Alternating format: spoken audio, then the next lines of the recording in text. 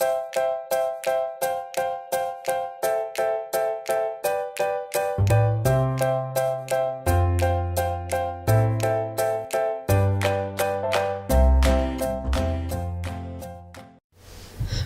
to day 4 of the Portia Party Dress Sew Along.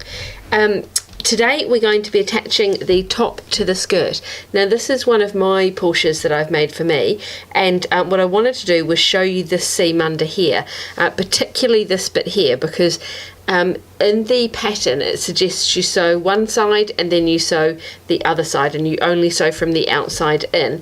And what I want to do is show you 3 different dresses, 2 where I did it that way and then 1 where I did not, so that you can see the difference and why this is important. Just as a side note, you'll see there's a seam down the centre front of this top where there isn't one on the pattern. This is where what I was talking about is if you cannot get your top out of a single piece of on the fold fabric, then you can cut it in 2 and add a seam allowance, and I've just, as you can see, I've just stitched down that centre bit there. Anyway, so this is one where I did it, and I stitched from the outside in, and then I attached the other side from the outside in, that sits really nicely. There's no bubbling or yuckiness in there. So then I'm going to show you another one where I did exactly the same thing. If I can, this is another one. This is the one that I was wearing earlier, and as you can see, I totally didn't mean to pattern match this, by the way, and it's ended up, look at the bottom of that bird, it's ended up like very nearly pattern matched. It's like close but no cigars. If I had done this on purpose, I would have done it properly. If I was not doing it on purpose, I think I should have done it so that it was completely not matching. Anyway, so this is nearly matching but not quite. As you can see, there's I've stitched from the outside in, and this has got a really nice clean V under here, and if I stretch that out as if I was wearing it with a slight negative ease, then that sits really, really nicely. In contrast, here is another one that you will probably never see me wear because of this, and I was going in a rush and I thought, it's not really that important, is it? And I totally ignored my own advice, and I went from outside all the way up over the curve and then down again. And when I stretch this out, you'll see there's this bubble of fabric here, this kind of little poochy weird bit, that even when I stretch it out doesn't go away. It still bubbles up even when I go away, so when I stretch it out. So that's what is why you go from the outside in and from the outside in, and that happens no matter what fabric you're using. I do not know how to stop it if you're going to go all the way across. I have tried a number of times, and each time that happens. The only way I know not to get that is to go outside in, outside in. So that is what we are going to do in just a moment. I'm going to show you how to do that. So what we're going to do is we're going to attach our top to our skirt. This is the wrong side of my skirt, and I've just used some tailor's chalk and a little ruler to draw myself a little line down the centre here. That line is about an inch and a quarter long, and I just want it to go past where I'm going to be stitching. And what we're going to be doing is we're going to be aligning the top to the skirt along this stitch line. We're not going to be aligning them along the raw edge, but along where you're going to be stitching. So that's why we draw this line down here, because I want to see where I'm going to stop stitching needs to intersect exactly with this line down here. Now if you'd like, you could draw along here half an inch, that's not going to mark easily, is it? There we go, half an inch. Now this is not in the pattern, this is just like an extra thing that you can do. You do not have to do this. I was just thinking I do this kind of by feel and by intuition when I'm doing it, and I was trying to think, how do I explain what I do when I'm doing this, and the only thing I can think of is that you could draw a line along here. There we go. So that is, we're going to be stitching along here and up to this point here, and that's where we're going to stop, where the exact center line meets the stitching. Let's just do that a bit more. Now on the top, this is the back side, the reverse of my top. the wrong side of my top, and I've drawn a little stitch line down here, and you can do exactly the same thing if you want to, because we're going to be aligning these two garments along the stitch line, not along the raw edge, because the stitch line and the raw edge are not exactly the same length. As I've said before, we grade using a computer program so that we check the stitch line here matches the stitch line here. We're not checking whether the raw edges match, because quite often they don't. So because we're using curved pattern pieces, if it was all straight boxes, if nobody had any curves, it would all be a lot simpler, but we do. So whoopsie daisy, I've lost my skirt. I'm just marking the 1/2 inch seam allowance here, and then I'm going to draw a little line here. Now you do not have to do this. This is if you've stitched this before and you know how to do this, then you can just go right on ahead. It doesn't want to mark on there very easily, does it? There we go. So we can see that's my 1/2 inch along from the edge, and that is then where that intersects. So I'll grab my skirt back here, and what I'm going to do to make sure that I get it the right way up and the right way around is I'm going to put my my two pieces so that they are both right side up, skirt, top, both right side up, and I want to fold them so that they are now right sides together, which is how we're going to stitch them. And the first thing that will become apparent is, tra-la-la, these are completely different shapes where we want to join them. So if you just started pinning, you're not going to be able to match it up. So this is where it's a little bit tricky, because one's convex, one's concave, they go in different directions. We're going to be pinning it so that we can get it together. Now this is where I usually use clips when I'm sewing on my own at home, but this is where pins can trump clips in my opinion, because what we're trying to do is, in fact, well, let's not pin there. I'm going to start by pinning the centre bit. What I'm trying to do is match up where the seam allowance here, where the seam allowance line here meets this centre point, to where the seam allowance on the skirt meets that centre point. So I'm going to put my pin through there. Now you couldn't do that with a clip, could you? There we go. So if you can see that, I've got my, whoopsie daisy, let's get it on top. I've got my top where it meets the seam allowance and where we want to stop, where it meets the seam allowance and where we want to stop on the skirt. And you'll notice that there is a little point of the skirt sticking out the top. That is correct, because one's curving one way, one's curving the other. That's the little excess bit there. And then I can rotate this, keeping my pin. I'm going to keep my pin as far into my fabric as I can to keep them together. I'm going to rotate this so that now I can get my top starting to point down my skirt. And so long as they are still meeting at that exact point, that's okay, because when we finish sewing this, we're going to clip one in order to open that up. So I'm going to just, for now, I really don't want that pin to fall out, so I'm just going to poke it through away from where we're working, and then I can pull it back and continue to rotate if I need to. Now I'm going to start from the other end. So I'm starting from the seam, from the side seam end, and I'm going to pin with the top on top, and then to deal with this convex concave situation, what I'm going to do is kind of try and find where the middle is. And the way I find this best to do this, I don't know why I have to get my head really close to it, I always do anyway, is to kind of make it into a U shape, where this is the top and the skirt is underneath, so that I'm trying to get them so that they're both the same height, and I'm finding with my thumbs roughly in the middle. Now if you're doing an adult size, you'll need to use a bit more of your arm, because obviously it's going to be longer, but you can start at the edge and kind of wiggle your way in to find where the middle is, because what I want is this pin in the centre front and the pin at the side and the pin in the middle, and then I'm going to halve each section with it curving in as a U, so that, because this is what we call easing. If you're experienced, you will have heard of this before and you'll know exactly what I'm talking about. But if you're a beginner, or you haven't come across a pattern with ease before, that is where the the seam on one piece of fabric is oh no, how do I explain this? The two seams are exactly the same length, but they are not the same length at the raw edge here. So where we're going to be stitching matches exactly, but the raw edges of the fabric don't. Now, if you were just stitching a straight line, it would match and it would be fine, but because this is two different curves, it really doesn't.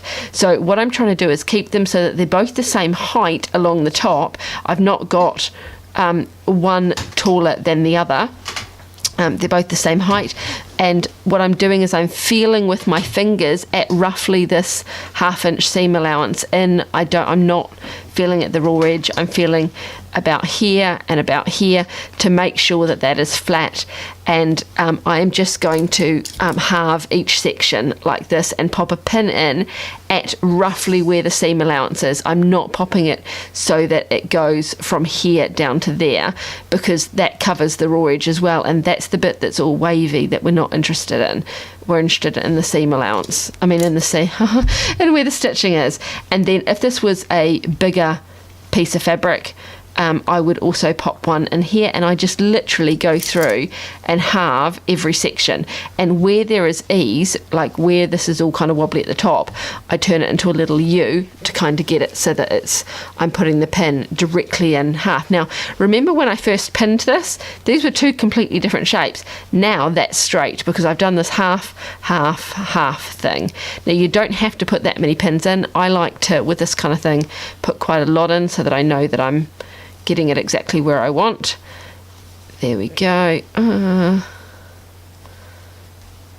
This is kind of the kind of thing I normally pin while watching telly, because it's like a lot of pinning. And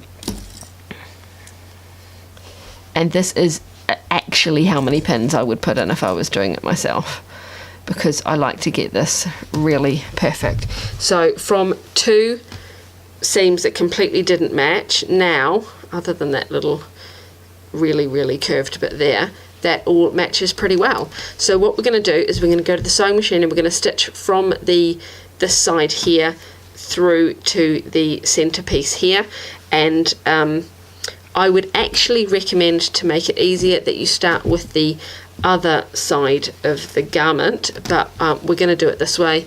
I'll show you how you stitch going in each direction, because we're going to stitch from the side seam in, and I've got my pins underneath. So before you go to the machine, when you're doing it on this side, just make sure your pin heads are all out where you can see them, because you don't want to accidentally run over one. So I'll see you at the sewing machine in just a moment. So I've got my fabric on my machine. I've got it so that the skirt is on the top and the top is underneath, so that I can go from the side seam in. It doesn't matter technically which way up you've got the skirt, so long as you're going from the side seam in, not from the centre outwards. What I want to show you here though is my pin. All my pins are sticking out the edge here for kind of safety and for ease of pulling them out. But this one in the middle is on the wrong side of the fabric, which I hadn't clocked before. So I'm just going to get another pin and do what we did with the dart and just poke it straight through and check that it's come out on the other side in the same place. And then I can take this bottom pin out and I can pin this here so that I can see it, because this bit here, this centre line, is where we're going to stop, where our stitching intersects with the centre line. So I think I need to just refocus. There we go. Now, underneath this fabric here, you'll find your fabric does this kind of foldy-uppy thing, because it's curving in the wrong direction. So as you're stitching, what you want to do is make sure that your pins have pushed all of this bulge of fabric down, and if it hasn't pushed it down far enough, like mine hasn't, this is still really too close to comfort for me for the stitching. This is stretch fabric, so I'm going to use a lightning bolt stitch. I do not want to have to unpick that, because I've caught part of my top up here underneath. So I'm going to pull that down and smooth that out before I then place this down. And as I'm placing the rest of it down, I'm pulling underneath here. I'm pulling with my finger down here to to make sure that is all smooth and flat and well away from my needle. Now I'm right near the edge, so I'm gonna hold my threads just like we have before, and my machine does an automatic back stitch. So I'm going to do that, and then my goal here is to keep the fabric directly before my needle flat. So between here and the needle, that's what I want to keep flat. I'm not interested if this is all bunched up, and because it's two different shaped pieces of fabric, it's not going to sit flat until we've stitched it. So I just want to keep this bit flat. And with some fabrics, what you will find helps is to curl. I don't know if I can show you this very well. Let me pick up the camera. I need to refocus again. Is to curl the fabric upwards. Oh, you still can't see me doing that. Can you? I don't know if you can see that. I'm kind of curling the fabric up in like a little ski jump fashion. There we go. So I don't need to do it with this fabric, but if you're using some fabrics, particularly kind of tightly woven ones, with a stretch fabric, you can just kind of smooth it. With one that doesn't stretch or give very much, you might need to curl this up a bit so that it kind of does this just as you're stitching. It gives a nice curve. So I'm going to carry on, and I'm going to keep my 1/2 inch seam allowance, and because these are two different shapes, I don't know if you can see what's happening there. My top has just slipped slightly further out, and my skirt is getting pulled out this way, so they do not match just at that point just there, and it's kind of slipped away from the seam allowance, and it's just going to want to keep doing that the whole way. So I'm going to keep my pins in until I'm really quite close to, there we go, and so my pin is about here. Then I'm going to pull my pin out. So don't go over your pins. I know some people do, that scares the living taillights out of me. Try not to do that if you can. Anyway, once my pin gets to under my presser foot, then I'm going to pull it out, and I'm going to just keep doing that all the way along, and then that way the top and the skirt will stay aligned. Now when we get close to this, you will discover your other half of your top is now pointing it out at a completely wrong angle. Don't worry about that. We're not stitching any part of that. So we're just concerned about the piece of the top that we are, the side of the top we are working on. And I'm stitching along on this 1/2 inch seam allowance. I'm not going to let my my seam allowance waver, and I'm just going along and along and along until I reach this center line that we drew and the pin that I've got stuck in exactly where I want to stop. And now I'm using the hand wheel to get close. Oh my goodness, I just hit that, didn't I? Good thing I did it with the hand thing. Pull the pin out, and then I've got a little stopping point that just does up and down like that in one place. If you don't, you'll have to back stitch a couple and then come back. And so that is it. So clip your threads, take it off the machine, and I'll see you back at the table. So this is going to look really, really, really weird now, because our skirt is still straight up and down here, but our top is now all on a squint. That is correct. That is exactly how it's supposed to be. I'll show you from the back as well, so that you're not seeing it and going, oh my goodness, I've done it wrong. No, you haven't. See, weird, the top is going out that way, and our skirt is still straight up and down. And the way you know you've done it correctly is, have you stopped exactly on this line here, and then when you flip it over, if you've done the line like I have in the sew along here, have I stopped directly on that line? And yes, I have.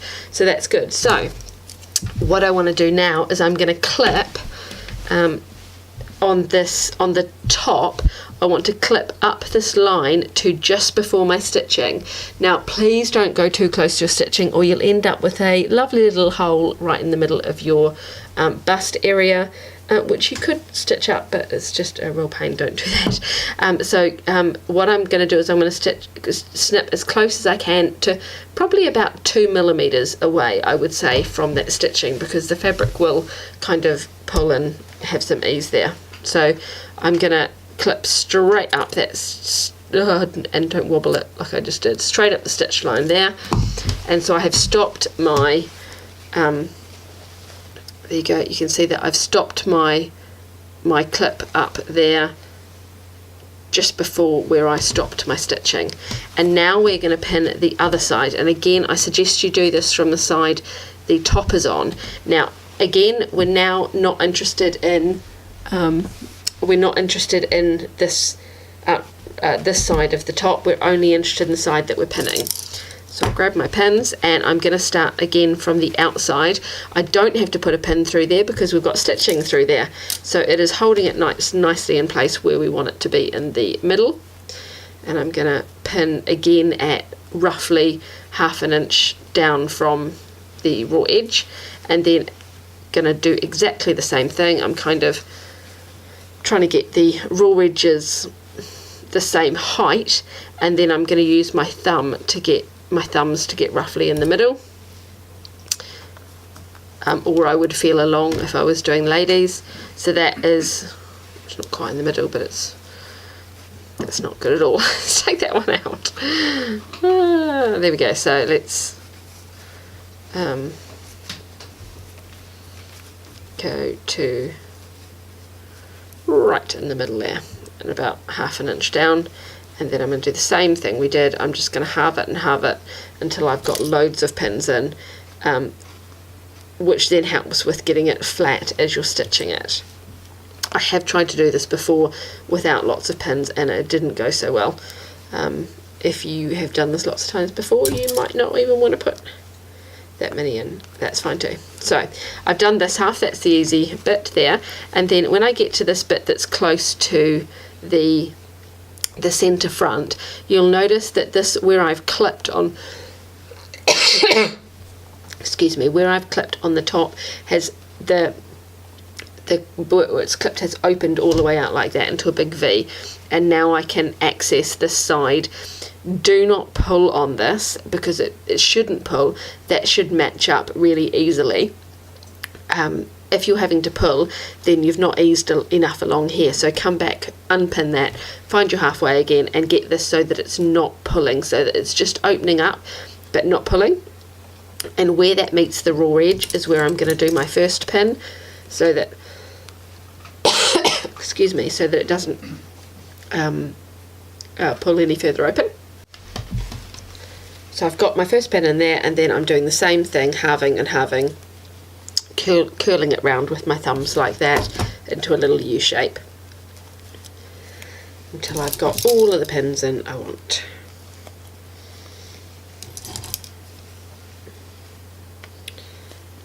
There we go. So I've now got this. If I curl it around, that makes it's all nicely eased. It makes a lovely little U. If you go the other way, it does the same thing, but you'll see that this is here a good demonstration of how it's not the same length on the seam allowance, but it is on the stitch line. You can see that this is a lot shorter than the side here at the raw edge. So that's why we're pinning all the way down here and not up there.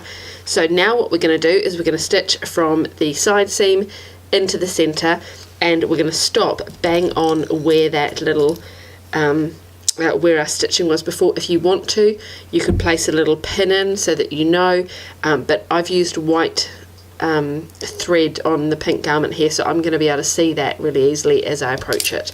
So let's go and do that.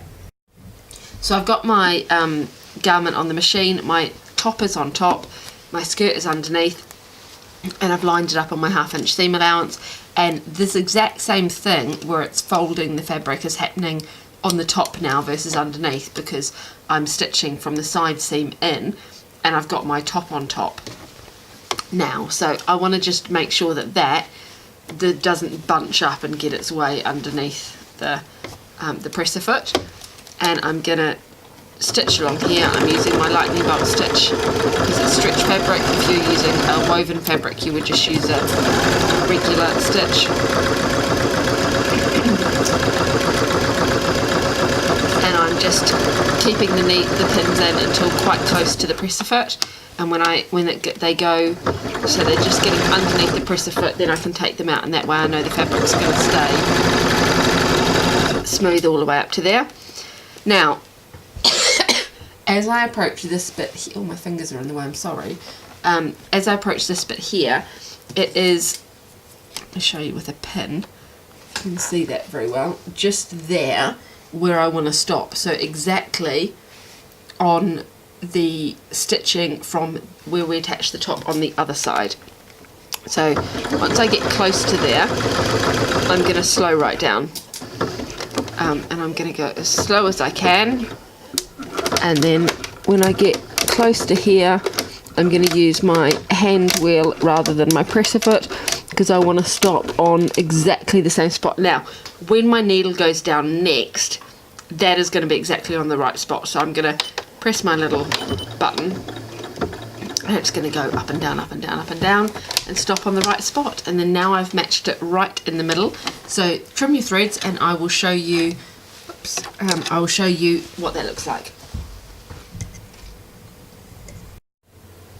So I have stitched outside in, and I want to show you where it meets and what it looks like. This is from the back of the fabric, and you can see the line that I drew earlier with my tailor's chalk, which will wash out as I move or it'll fall out as I move the fabric around, and it'll certainly wash out.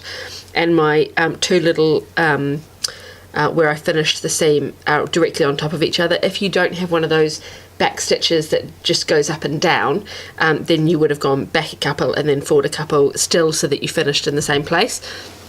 And then if I flip that so you can see where the top meets, so this is it kind of with the top pulled down, you'll see that we've got the point sticking out, and this where we made the little cut in is now opened all the way up into a V. And if we open the the top out, I have not pressed this yet, so you can see it directly off the sewing machine.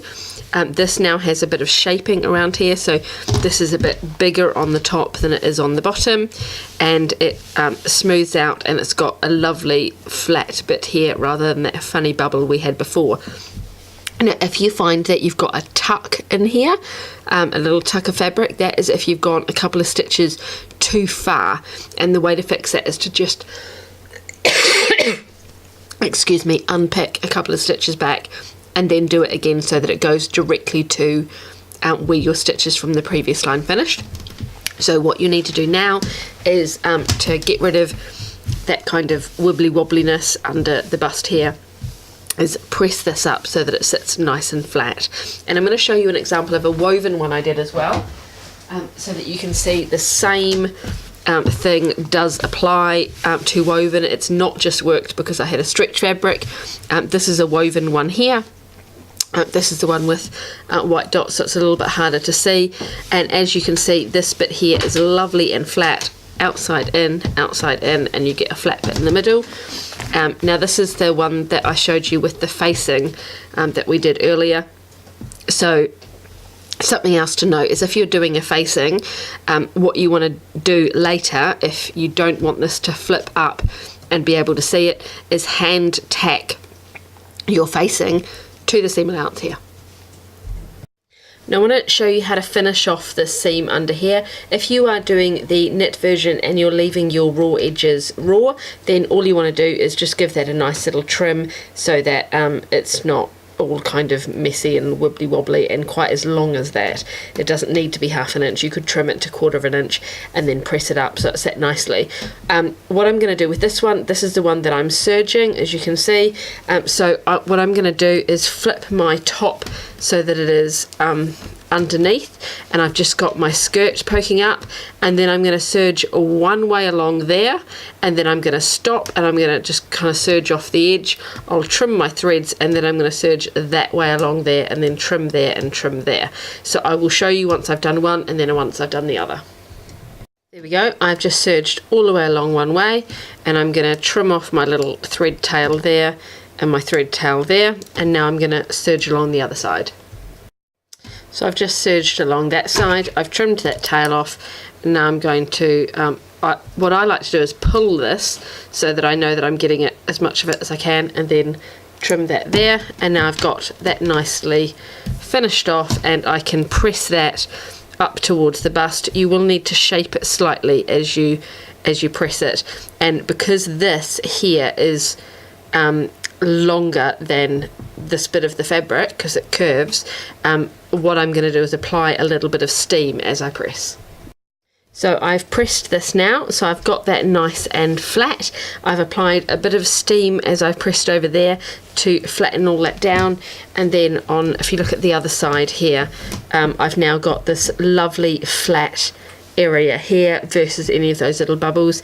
Do make sure when you're pressing, because this is got more fabric up here than you do down here, that you don't press any little tucks. I managed to press one right in the middle, which was really annoying, and I've had to steam that out. It's not actually tucked at the seam, but because there's more fabric up here, it's quite easy to accidentally press a bit over and end up with a tuck like that. So get that lovely and flat, and then you are done if you are serging. If you are cutting it raw to the raw edges, you are also done with that bit. If you are using a woven, we need to now just finish off this seam allowance here, which is what we'll do next. So if you're using a woven, we're now going to finish along this edge here. What I have done is I have pressed this and given it a bit of a steam so that it all sits really nicely. Normally I would not press a seam until I finished it with the bias tape, but I'm more interested in having this look lovely on the outside than I am in how beautiful the bias tape is on the inside. So if you want the bias tape prettier, then don't press that, because it just helps for it to be standing up a bit more.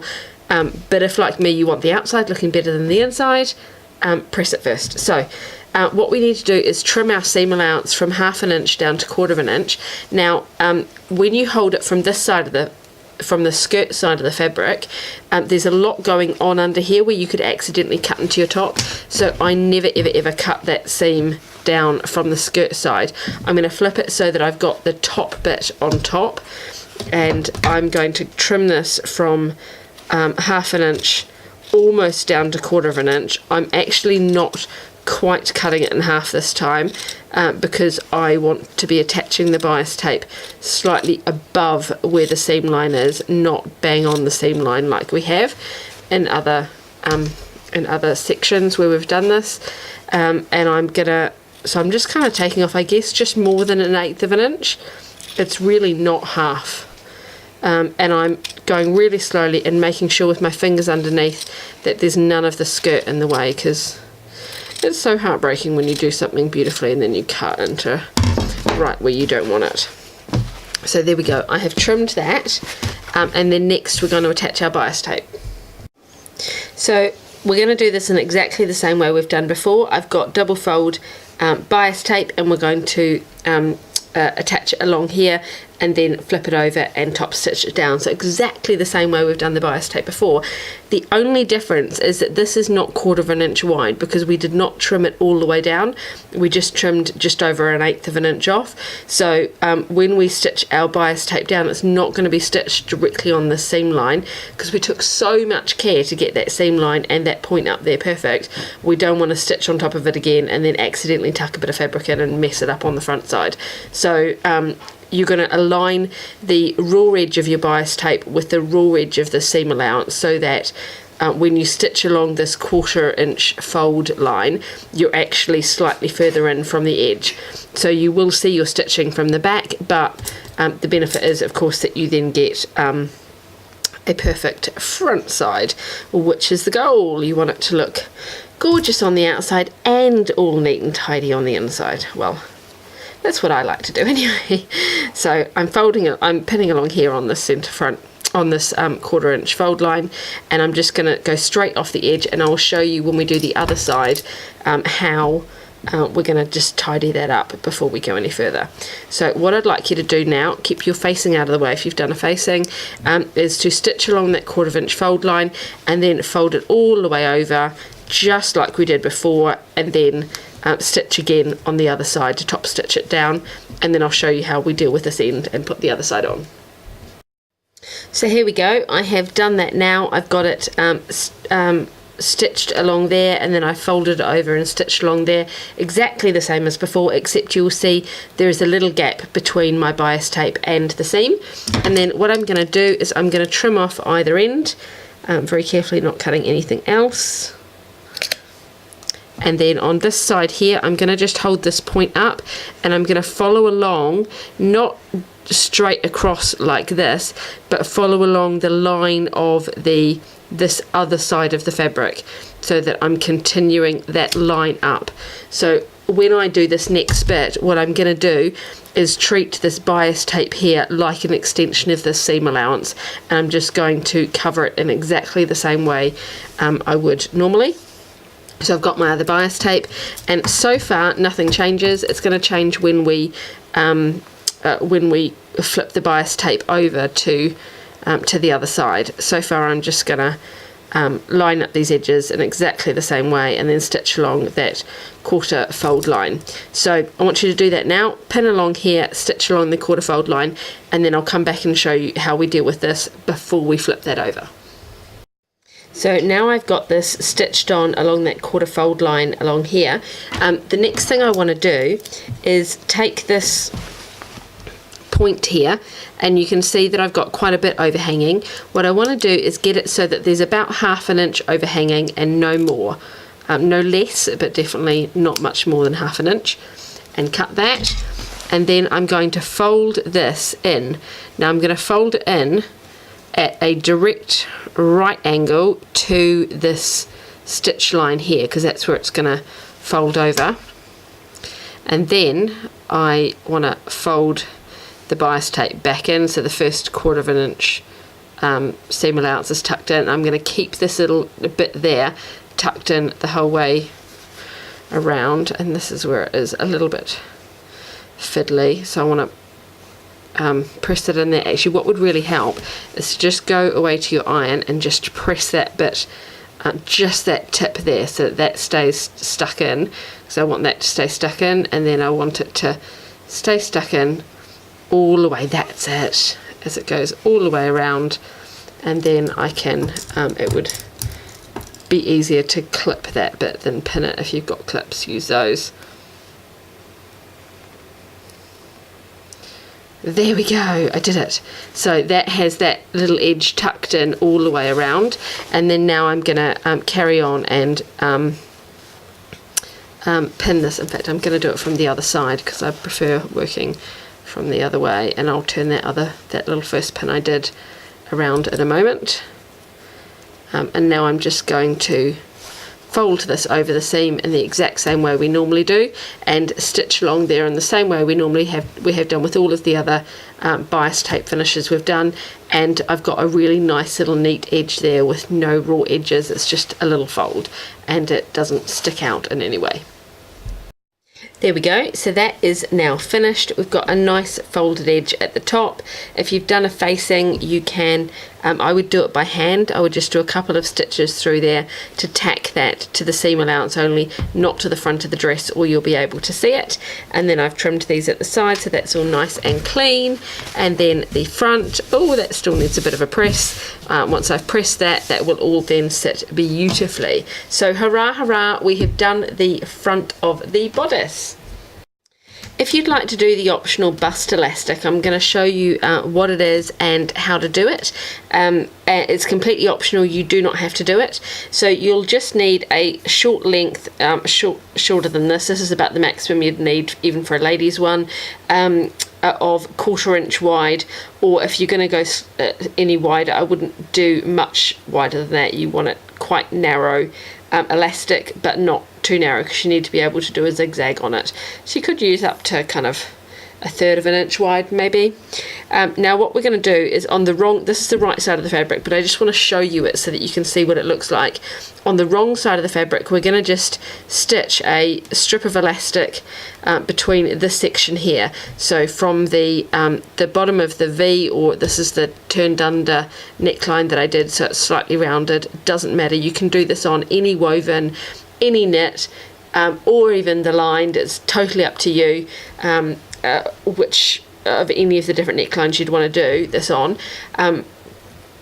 You're going to stitch this down here using a zigzag stitch on the back, and the way it will look is, if I hold this here with my thumb, this is the elastic not stretched out. What we're going to do is we're going to cut a slightly shorter piece of elastic, so about a quarter to a third less than what you need if you were just going to lay it flat without stretching. And then we're going to pull it down, and then we're going to zigzag that on, and when you let it go it will do that. So it will pull if I've let go of it, that's it, flat without pulling. And then if I imagine I'm cutting a little bit off, and then I'm going to pull that down to this bottom, the under bust V, to hold it, and then I'm going to zigzag that bit in between. And then once you release the elastic, it will pull this down. It will, for ladies, give you a slightly lower cut V, but it'll also give you a bit of shaping around the bust. And the more you cut off the elastic, the more it will pull all the way in. So if I show you here, if I was to take, that's the length of the elastic there, if I was to take it all the way up to half and pull it down, which is almost as far as that elastic will stretch, see if I can do this, and then release the top down, there we go, that releases. See if I can take the elastic off without the top moving. There we go. If you imagine that all kind of squashed down, there we go, that's going to give you really quite a lot of shaping around the bust. So that's what we're going to do. Turn it over to the wrong side of the fabric and decide how far you're going to stretch your elastic. What I'm going to do for mine is I'm going to cut it to the right length first. So that's the maximum length I will need, and then I don't want this to shape very much because this is for a child, so I am only going to take off about that much out of there. I'm really going to, or maybe just a little bit more, I'm really going to keep this quite small, short. In fact, actually, what is an even better idea is if I mark on here with the tailor's chalk, if that's going to mark. Yes, it will, where I want it, and then that way I've got something to hold on to while I'm stitching it, which I did not do the first few times I did this. That is a much better idea. There we go, and I'm going to pin this. I want to pin it on however you've done the neckline, so not so that you can see it. So I've done it just below the edge. I don't want to see it poking out from the front. But I don't want it to be attaching in the main bit of the fabric. I want to attach it, I want to start stitching up on however you finish the neckline, because that's several layers of fabric, whereas this is only one, and as soon as you pull it, it might make a hole if you've got just one. And then what I'm going to do is I'm going to take this where I want it to, the marking where I want it to go to on the bottom of the V, and I can cut that little bit off there later. The little tail off later. There we go. So this is now creating a little bit of a bubble in there, and then what I can do now before I do any stitching is just check, do I like how this sits? So if I imagine that flat, that's going to create a couple of little wibbly wobbly bits, a little bit of elastication across the front. That's not very much, so I'm going to decide I want to make it more, so I'm going to pull this down a bit further. Literally like millimeters will make a difference here, and you might go back and forwards a couple of times until you get it how you want it. Oh, I didn't pin it all, did it? I'm pinning this right at the bottom of my V on this seam allowance, so I'm not going to be stitching down into the skirt. I'm only going to be doing it essentially from seam allowance to seam allowance. Now that looks like that's going to be more what I was aiming for. Yeah, so if I imagine that stitched down, that's going to give me a nice little very faint gather there, and you could pull that more and have that be even more. So now I'm not going to do anything else right now. I'm going to take it over to the machine and I'll stretch it as I stitch. So before I put my fabric onto my sewing machine, what I'm going to do is just flip over and check that none of my pins have gathered any fabric or tucked any fabric on the right side of my garment.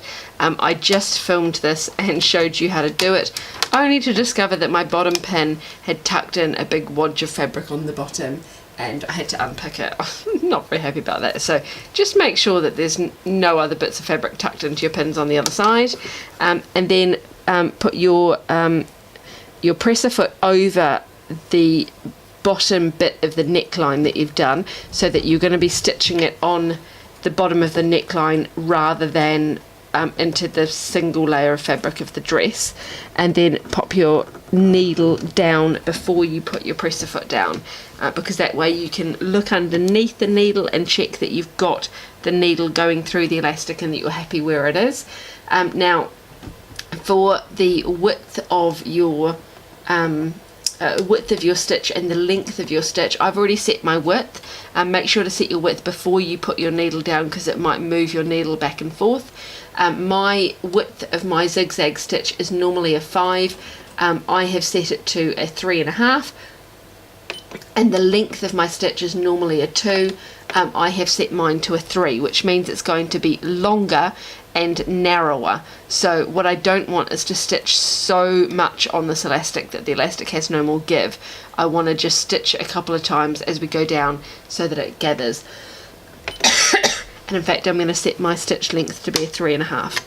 So I'm going to put my presser foot down, and I'm just going to do the first couple of stitches using the hand machine, and it's moving forward already. I want it to stitch a couple of times in one place, and if I had just started doing that with the foot pedal, I wouldn't have known that was going to happen, and it would have just shot forward. So now the next thing I want to do is put my finger on the bottom of this elastic, and I'm going to pull the elastic so that it's taut. No, pull the elastic so that it's taut, but so that the fabric is not stretched, and then I'm going to stitch down the elastic, and my machine's going to move pretty fast because I've got it on such a long stitch length, so I want to really go quite slowly so that when I get to the seam allowance of this underbust V, I don't shoot past the seam allowance into the skirt, and then I'm going to press my back button and do a couple of little back stitches. Hopefully there's not a big wodge of fabric tucked in on the right hand side of my dress. Let's have a little look. Has this one gone better? Hurrah, yes. So what this has done is it's just given me this very, very slight little gather to the bust. It's not much, it's quite minor. If I wanted more, I would have pulled my elastic down more so that it gathered more, and then I can snip the bottom of this elastic off, being careful not to obviously snip into my dress. So that is what the underbust elastic does, is it just, no, not underbust, the centre front elastic does. It just gives a slight gather here, but if you wanted a greater gather, you would have just pulled your elastic even more. And then that's what the back side of it looks. So it's just a little piece of elastic exposed on the back of your garment. So the next thing we're going to do is put our buttons on the top back of the dress, and then that way you can try it on and do it up and get the fit as accurate as you can as we start doing the shoulder seams and the side seams. If you have done the lined version of the pattern, you won't be able to stick this on until you have done your neck and back seams where you join the lining to the main. So just take note of this technique for later if you're doing that. Now the first thing we want to do is get our button and make sure that we align it across from where the button loop is. So this one I have got slightly further down. Some of my other button loops come out higher. It doesn't matter whether it's coming out higher or lower, you just want to make sure that the two tops of the backs are aligned and that your button is going to be going directly underneath where you want the button loop to go. So it's going to go there, and I want to just move this button loop back, and I'm going to put my thread down into here. So there we go, that's where I want it to go. So I'm just going to check that. Is that across from it? No, it needs to go slightly further up. Yep, good.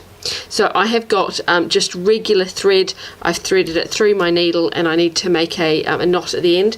Now, how I like to do this is I lick my finger, I put the thread, the two tails of thread over the edge of my finger, I grab it with my thumb, I wrap it around my finger, and then I roll it down and off the top of my finger so that it makes a little loop, and then I pull the loop tight, and if I pull the little tails, it has made a nice little knot. Usually it makes a slightly neater knot than that, but it's made a little knot, and then I can get rid of the tail and it's ready for sewing.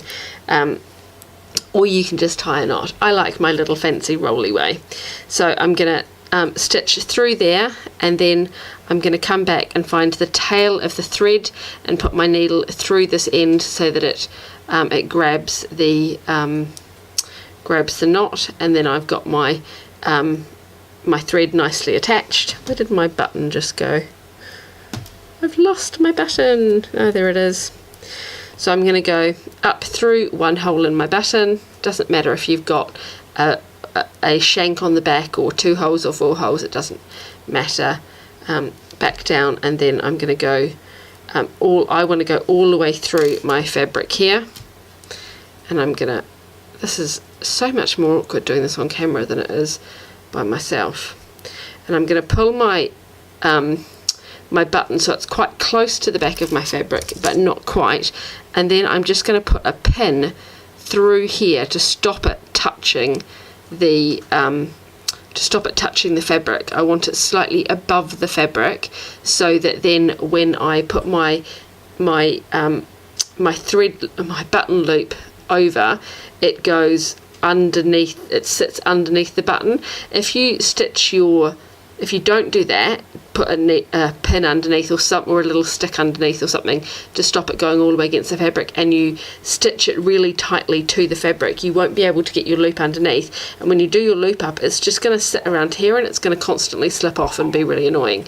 So done that, and then I'm going to turn, the first couple are quite awkward, turn my fabric over and try and get it in another hole in the button, and I'm going to try and keep my pin there the whole time, make sure there's no big gathers in my thread, and then back down through the hole on the other side of the pin. And I'm not yanking this really tight, I'm keeping this quite loose, and I'm just going to go up and over a couple of times on each hole. So again, keeping it quite loose, and I'm keeping my pin wedged in behind to stop it getting really too close.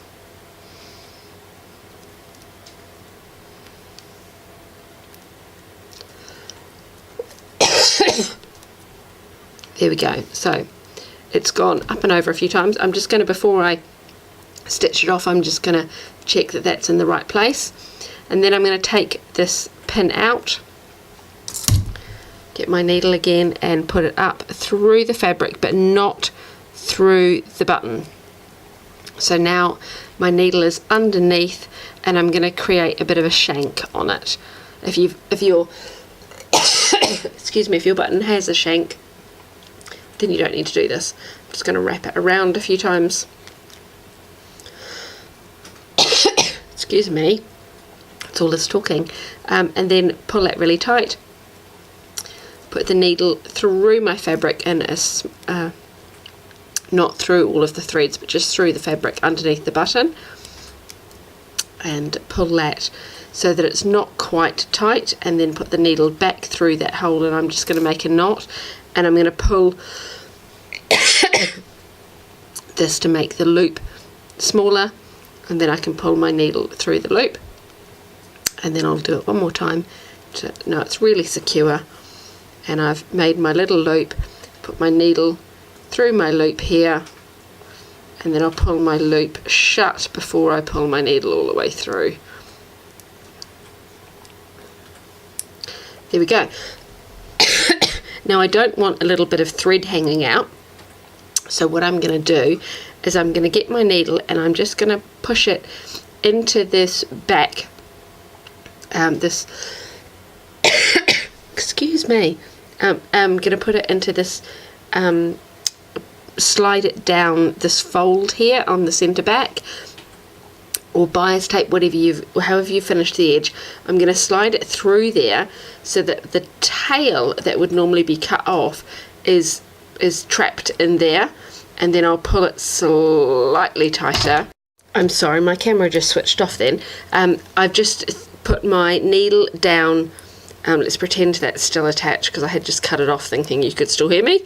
I'd put my needle down into the fold in between the front and the back of the garment, the right and the wrong side I mean, and then I'd poked it out and I'd brought it all the way down here, so that then the tail of the thread coming out of the button, obviously you'd want to put it in closer, so right underneath the base of the button, like can't get it now, there we go, like that. So I thread it down here to here, and then I trimmed my thread off so that now the tail of my thread is caught in that little bit there and you can't see it, and you don't end up with a little tail of thread hanging out.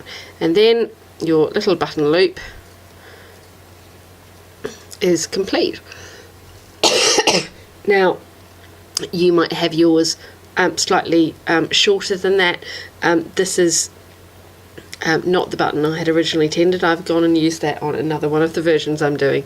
So your button loop hopefully will be a little bit shorter, and it will sit together like that at the top, but you'll have enough to be able to get it on and off. And if you've got your little shank there that we've made, if you've got a shank on your button, you don't need to do that. The button loop will sit underneath.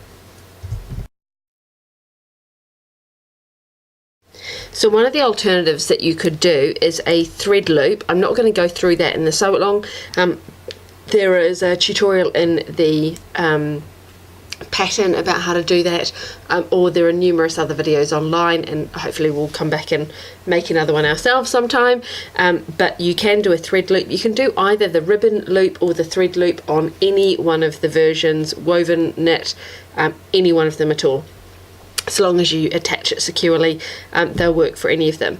What I wanted to show you here is a different option, and something that I've used on one of mine when I wanted to wear it and I hadn't quite finished it and I needed to quickly do it right then and there, and I hadn't done my thread loop, which takes a bit longer than this option here. So this is for my daughter, and so I'm not bothered about whether or not this sits really gently together closed like it's designed to be, where you've got the slit opening as you move. Because it's for my daughter, I'm quite happy for her to have a bit more coverage and for it to cross over at the top. Now that is not how the pattern is designed. It is designed to be set side by side, but once the pattern is out, you can make with it whatever you choose. So one of the things I am doing for my daughter is crossing this over, because it just, even though it's got it open all the way to the base, it just gives her that bit more of coverage, and it means I can use some snaps and she can get in and out of it herself. So I have done this for myself once before.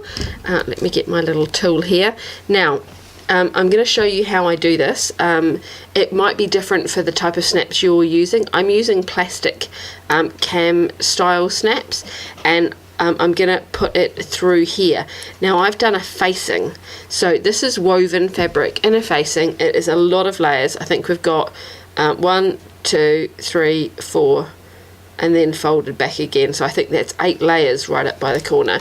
I'm never going to be able to get a plastic snap through there. So I've got my owl here. This is not the technically correct way of doing it, and some people I'm sure will be like, oh my goodness, you're going to pierce it, and it does then make a little bit of a hole that can fray. But this is not a pair of jeans that is going to get massive hard wearing use. It is a woven top that is cream and gold, and she will probably get some kind of food all over it the first few times she wears it, and that'll be that. So I don't mind this getting a hole. So I'm going to use my owl, and I'm sure there is more technically correct ways of doing this, but this is how I do it. I generally get my fingers away, well I always get my fingers away from the point, place the point where I want it, and then start wriggling it through, and then fold the fabric back so that it's not going to get me as it goes through. And I'm making a little hole like that, and I might need to make that a bit bigger to get the snap all the way through. push that through, there we go. I don't want to make it too big because I don't want to make a big hole that this wriggles around in, and see if I can get my snap in. Not quite. This is so thick with the facing. Now I'm questioning whether this was a good idea on the facing. Maybe don't do snaps as a hack if you've also done the facing hack, because we tested this pattern a lot and we didn't test those two options together. But here we go, I'm doing it now. Oh, I've got it through. There we go. It might just be my fabric. So I have got my snap into my fabric here, and then get the matching piece for it, and my little attachment or cam tool thing, and I'm going to press that down, hold that down, so that my snap is now attached. I've got a snap on one side, and then I want to do a snap on the other side. Now when I do it on the other side, I want it to match up exactly. So how I would do that is hold them one over the other and kind of feel where the round bit is on the other side to then go straight through. So another way you could mark it is get your tailor's chalk and just kind of brush it along the this round circle here that sticks up, and then place it where you want it on your fabric. And hopefully if I give it a little twist, there we go, it's made a nice little blue mark from my tailor's chalk that I can see exactly where to put my owl through to make my hole for the other side of my snap. There we go, being very careful with your pointy tool. So I'm going to put my snap through this, come on, through this back side, through the hole. Hurrah! It's the kind of thing that works perfectly when you don't have a camera, and then suddenly does not with a camera. There we go, and then the other, one half needs to be male, the other half needs to be female of your snap, so that they go together. There we go. And ta-da! So this is making the top cross over itself a bit. Not how it's designed, but it is a little hack that you could do if you so wanted, to then have a snap at the top.